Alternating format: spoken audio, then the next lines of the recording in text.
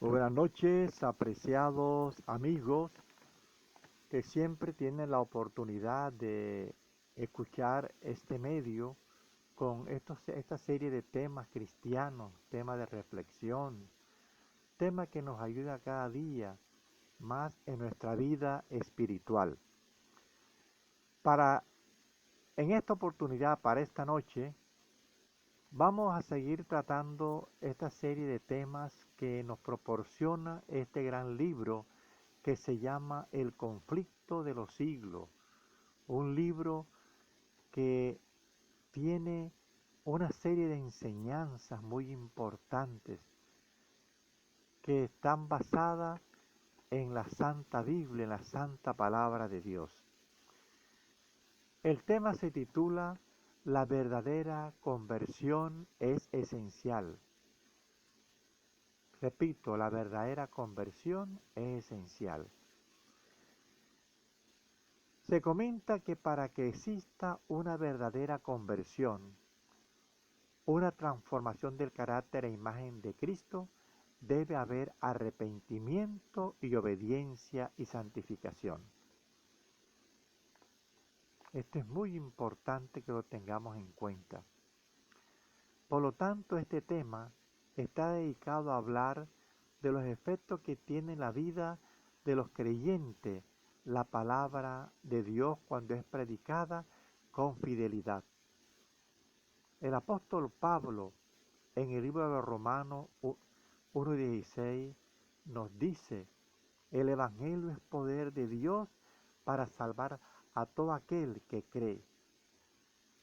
Y es así que donde quiera que es predicado el Evangelio, la verdad ilumina la conciencia del que escucha, convenciendo por el Espíritu de pecado, justicia y juicio. La palabra reconcilia al hombre con Dios y lo invita a aceptar al Cordero de Dios que quita el pecado del mundo.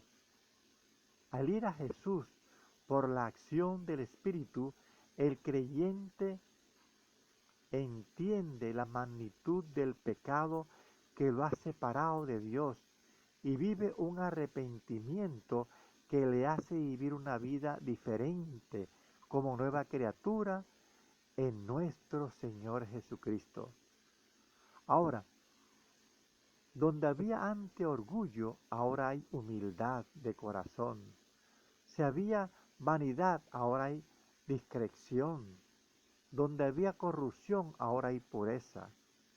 Por eso el apóstol Santiago enfatiza en la necesidad de una fe que se vive acompañada de obras, es decir, resultados. De estos resultados habla Jesús cuando nos dice: fruto digno de arrepentimiento.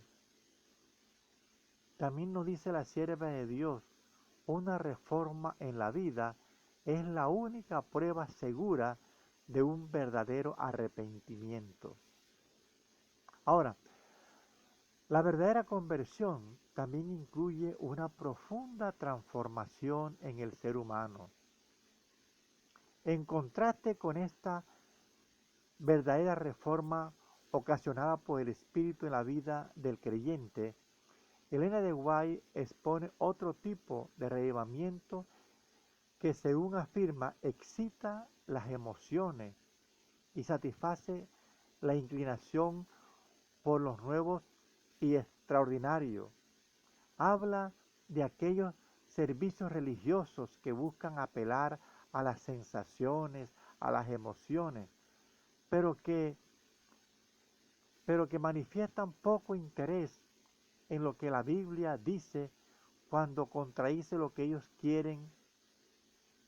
Por lo tanto, el creyente no está dispuesto a negarse a sí mismo, que no renuncia al orgullo o amor por cosas mundanas.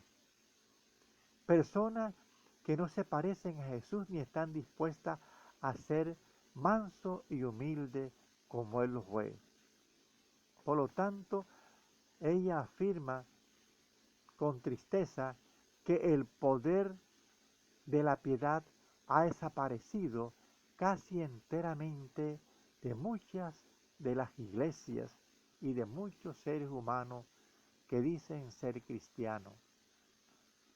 Es así que, apreciados amigos y hermanos, el verdadero cristianismo no es producto de una emoción psicológica, es una profunda transformación producida en la vida gracias a la influencia del Espíritu Santo en nuestras vidas. Cuando la fe es una moda, pero no transforma el corazón, entonces la verdadera piedad e influencia del Espíritu no se percibe como debería ser. Leemos que donde quiera que los hombres descuiden el testimonio de la Biblia y no se dejen de las verdades claras que sirve para probar el alma y que requiere abnegación y desprendimiento del mundo, podemos estar seguros de que Dios no dispensa allí sus bendiciones. Esto hay que tenerlo bien en cuenta. Ahora, Cristo, nuestro Señor Jesucristo, Él no abolió su santa ley. Él la cumplió. En la misma línea de pensamiento podemos leer un concepto falso del carácter perpetuo y obligatorio de la ley divina. Ha hecho incurrir en errores respecto a la conversión y santificación, y como resultado se ha rebajado el nivel de la piedad en la iglesia. Muchos maestros de religión aseveran que Cristo abolió la ley por su muerte y que desde entonces los hombres se ven libres de su exigencia. Algunos la representan como yugo enojoso en contraposición con la esclavitud de la ley. Presentan la libertad de que se debe gozar bajo el Evangelio. Apreciado amigo, la creencia de que Cristo abolió con su muerte la ley de su Padre no tiene fundamento.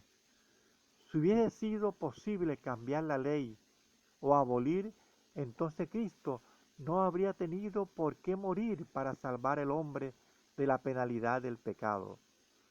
La muerte de Cristo, lejos de abolir la ley, prueba que es inmutable. Jesús dijo, no he pensado o no penséis que vine a invalidar la ley. Hasta que pase el cielo y la tierra, ni siquiera una jota ni una tilde pasará de la ley de Dios. Esto está en Mateo 5, 17 y 18. La ley de Dios, por su naturaleza misma, es inmutable.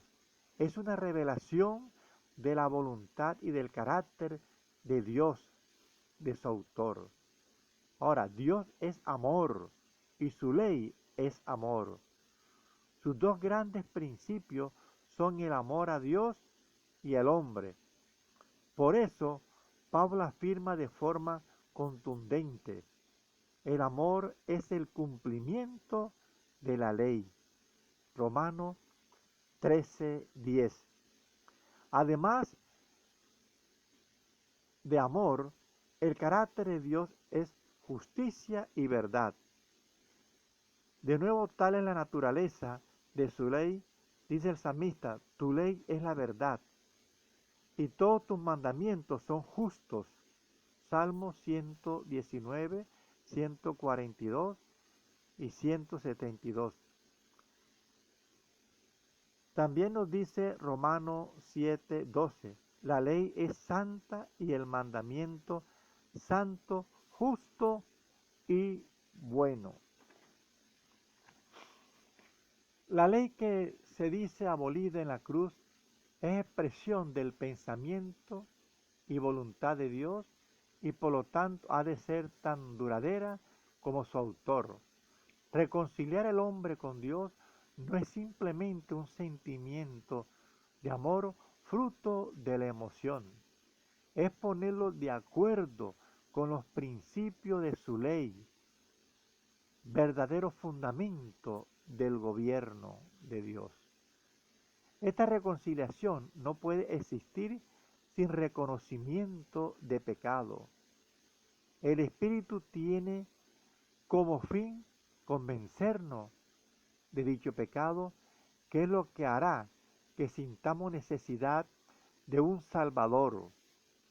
Pablo declara que por la ley es el conocimiento del pecado. Esto está en Romanos 3:20. Y también lo dice Juan 3:4. El pecado es transgresión de la ley. Ya sabemos y se ha manifestado en varias oportunidades.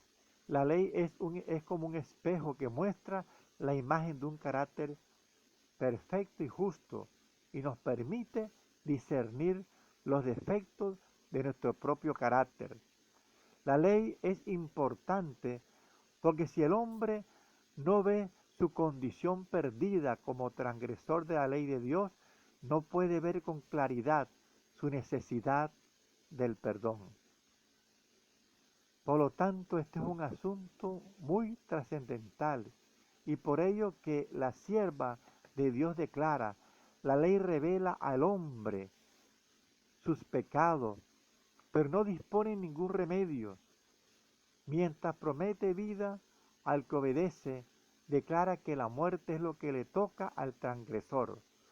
Solo el Evangelio de Cristo puede librarle de la condenación o de la mancha del pecado. La ley muestra el pecado, pero no salva del mismo. Para ello el creyente tiene que ir a Cristo por fe y mediante la acción del Espíritu Santo vivir un verdadero arrepentimiento. Ahora, la santificación es un cambio siempre hacia arriba y hacia adelante.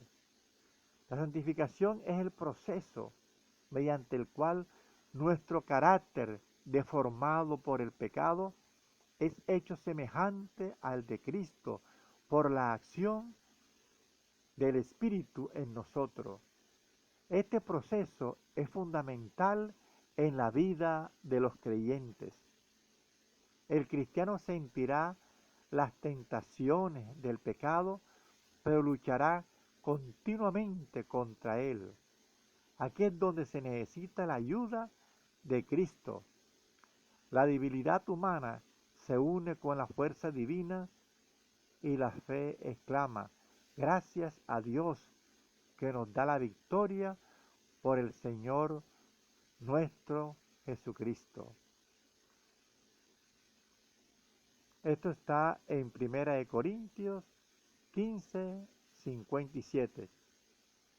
Si por esta idea no ha quedado bien claro este punto, la sierva nos dice, la obra de santificación no se puede realizar sino por la fe en Cristo, por el poder del Espíritu de Dios que habita en el corazón.